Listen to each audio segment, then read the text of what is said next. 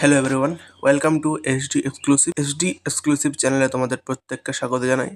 দেখো, আজকে আমরা এইচএস থার্ড সেমিস্টার 2026কে টার্গেট করে ফিলোসফি বা দর্শন বিষয়ের ওপর গুরুত্বপূর্ণ 30টি এমসিকিউ প্রশ্ন প্র্যাকটিস করব, যেটা হবে আমাদের পর্ব 2। কারণ এর আগে আমরা পর্ব 1 আলোচনা করে নিয়েছি গুরুত্বপূর্ণ 30টি প্রশ্ন। যারা যারা দেখোনি অবশ্যই গিয়ে দেখে নাও, দেখলে তোমরা খুব উপকৃত হবে। এবং প্রত্যেকে কিন্তু পর্ব 1 এবং পর্ব 2 অবশ্যই দেখবে, ঠিক আছে?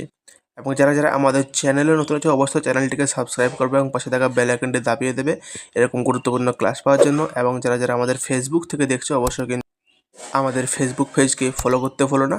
এবং অবশ্যই কিন্তু আজকের এই গুরুত্বপূর্ণ ক্লাসটি বন্ধুদেরকে শেয়ার করবে। তো চলো শুরু করছি আজকের ক্লাস। প্রথম প্রশ্ন দিয়ে শুরু করবো আজকের ক্লাস। প্রথম প্রশ্ন কি রয়েছে দেখো, বলেছে কোটেশনের মধ্যে আত্মার কোনো অস্তিত্ব নেই, এ কথা কে বলেছেন? সঠিক উত্তর হয়ে যাবে হিউম। তারপরে প্রশ্ন, লকের মতে দ্রব্য ধারণার ভিত্তি কি? সঠিক উত্তর হয়ে যাবে ইন্দ্রিয় প্রদত্ত গুণ। তারপরে প্রশ্ন, কার্যকারণ সম্পর্কিত হিউমের মতবাদ কোনটি?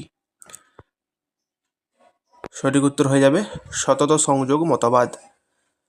তারপরে প্রশ্ন 4 নম্বর প্রশ্ন বলেছে কার্যকারণ সম্বন্ধ অভিজ্ঞতার ফল নয়, এ কথা কে বলেছেন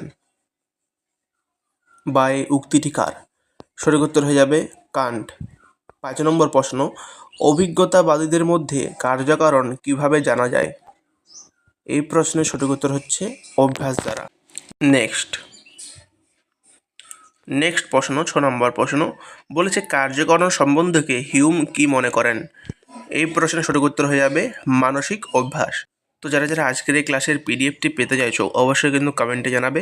আমরা কিন্তু পিডিএফগুলো আমাদের যে টেলিগ্রাম গ্রুপ রয়েছে টেলিগ্রাম গ্রুপে কিন্তু আমরা দিয়ে দেবো, তোমরা কিন্তু সেখান থেকে কালেক্ট করে নেবে। এবং আমাদের টেলিগ্রাম গ্রুপ আমাদের ফেসবুক পেজের যে লিঙ্ক, যুক্ত হওয়ার লিঙ্ক আমরা কিন্তু আজকের এই ক্লাসের ডিসক্রিপশন বক্সে কিন্তু দিয়ে দেবো, তোমরা কিন্তু ওখান থেকে জয়েন হয়ে যাবে। নেক্সট 7 নম্বর প্রশ্ন, বেদের অপর নাম কি? সঠিক উত্তর হবে শ্রুতি। 8 নম্বর প্রশ্ন, শঙ্করের মতে জগৎ কি রূপ? সঠিক উত্তর হবে মিথ্যা। 9 নম্বর প্রশ্ন, বেদের ভাষা কি? এর সঠিক উত্তর হয়ে যাবে সংস্কৃত। 10 নম্বর প্রশ্ন, ঈশোপনিষদ কোন বেদের অন্তর্গত? সঠিক উত্তর হবে যজুর্বেদ। এবং প্রশ্ন এটাও পড়তে পারে যে ঈশোপনিষদের মোট কয়টি মন্ত্র আছে? মনে রাখবে 18টি। নেক্সট আমরা আসবো 11 নম্বর প্রশ্ন, ঐতরেয় ব্রাহ্মণ কোন বেদের অন্তর্গত? সঠিক উত্তর হয়ে যাবে ঋগ্বেদ। এবং ঋগ্বেদেরও মন্ত্র সংখ্যা পড়তে পারে, মনে রাখবে 1028টি। ওকে।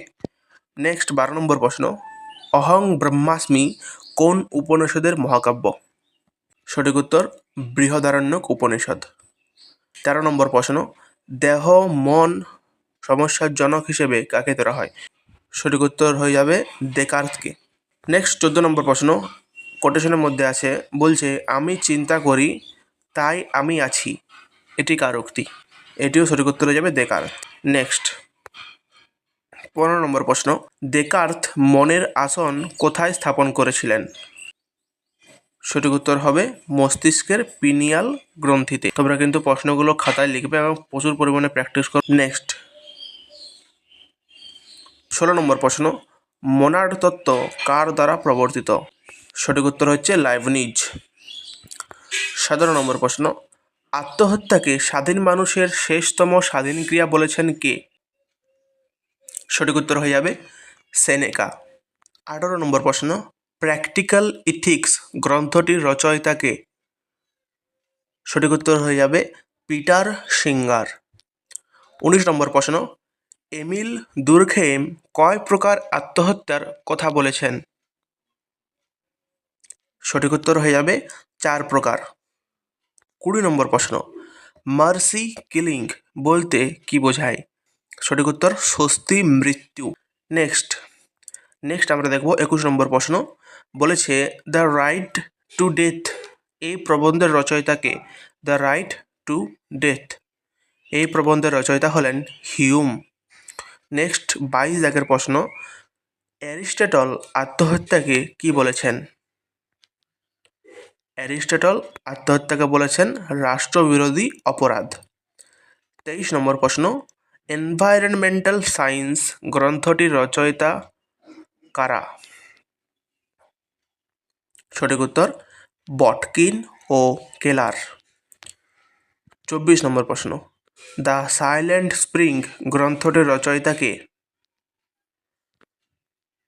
সঠিক উত্তর হচ্ছে র্যাচেল কারসন। 25 নম্বর প্রশ্ন, পরিবেশ নীতিবিদ্যা মূলত কোন শাখার অন্তর্গত? সঠিক উত্তর নীতি দর্শন। নেক্সট 26 নম্বর প্রশ্ন, ফান্ডামেন্টালস অফ সোশিওলজি গ্রন্থটির রচয়িতা কে? ফান্ডামেন্টালস অফ সোশিওলজি গ্রন্থটির রচয়িতা হলেন গিসবার্ট। নেক্সট 27 দাগের প্রশ্ন, সমাজতত্ত্ব শব্দটি সর্বপ্রথম কে ব্যবহার করেন? সঠিক উত্তর হয়ে যাবে আগস্ট কোত। নেক্সট 28 দাগের প্রশ্ন, কিয়োটো প্রোটোকল কবে গৃহীত হয়? সঠিক উত্তর হয়ে যাবে 1997 সালে। নেক্সট 29 দাগের প্রশ্ন, জীববৈচিত্র্য রক্ষার জন্য কোন কনভেনশন গৃহীত হয়? জীববৈচিত্র্য রক্ষার জন্য যেটি গৃহীত হয় সেটি হলো সিবিডি। সিবিডি মানে হলো যেটি 1992 সালে গৃহীত হয়েছিল, যার ফুল ফর্ম হলো convention on biological diversity. Okay, next last question আমাদের আজকের প্র্যাকটিস সেটের, বলেছে সমাজ হলো বিমূর্ত সামাজিক সম্পর্ক, এ কথা কে বলেছেন? সমাজ হলো বিমূর্ত সামাজিক সম্পর্ক, এ কথা বলেছেন ম্যাকআইভার ও পেজ। ম্যাকআইভার ও পেজ। ওকে, তো এই ছিল আমাদের আজকের 1 থেকে 30 পর্যন্ত গুরুত্বপূর্ণ প্রশ্নগুলো। এগুলো তোমরা এমসিকিউ আকারে ভালো করে লিখে নেবে একদম খাতার মধ্যে এবং প্র্যাকটিস করবে, ঠিক আছে? এভাবে লিখে নেবে যেমন লেখা রয়েছে এবং প্র্যাকটিস করবে। পর্ব 1 এবং পর্ব 2 অবশ্যই প্রত্যেকে দেখে নেবে।